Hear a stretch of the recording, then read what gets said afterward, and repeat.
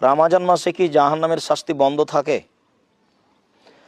রামাজান মাসে জাহান্নামের শাস্তি বন্ধ থাকে না।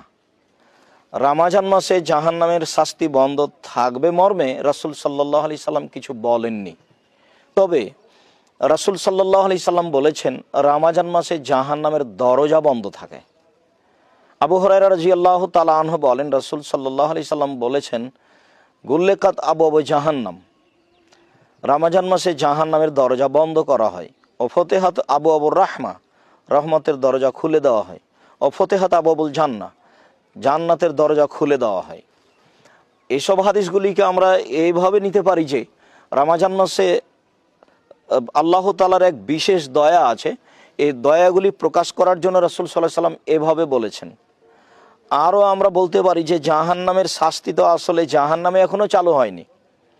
জাহান্নামের শাস্তি তো মানুষ যখন জাহান্নামে যাবে তখন চালু হবে।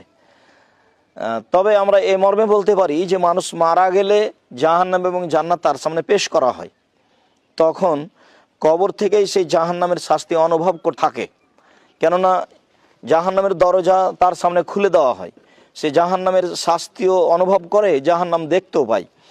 তাহলে কেউ যদি বুঝে নেয় যে রামাজান মাসে জাহান্নামের দরজা বন্ধ থাকে মানে যাদের কবরে শাস্তি হচ্ছে তাদের শাস্তি হবে না, অর্থাৎ তারা জাহান্নামের শাস্তি দেখতে পাবে না, কথা এরকম নয়। রাসূল সাল্লাল্লাহু আলাইহি সাল্লাম এ ব্যাপারে কিছু বলেননি।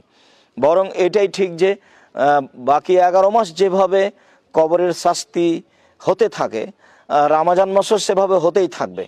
কেননা কবরের শাস্তির ব্যাপারে রাসূল সাল্লাল্লাহু আলাইহি সাল্লাম কিছু বলেননি, ঠিক জাহান্নামের শাস্তির ব্যাপারেও কিছু বলেননি। শুধু বলেছেন রামাজান মাসে জাহান্নামের দরজা বন্ধ থাকে। অতএব রামাজান মাসে জাহান্নামের শাস্তি বন্ধ থাকে কথাটি ঠিক নয়। আল্লাহু আ'লাম। ওয়া সাল্লাল্লাহু আলা নবী ওয়া সাল্লাম।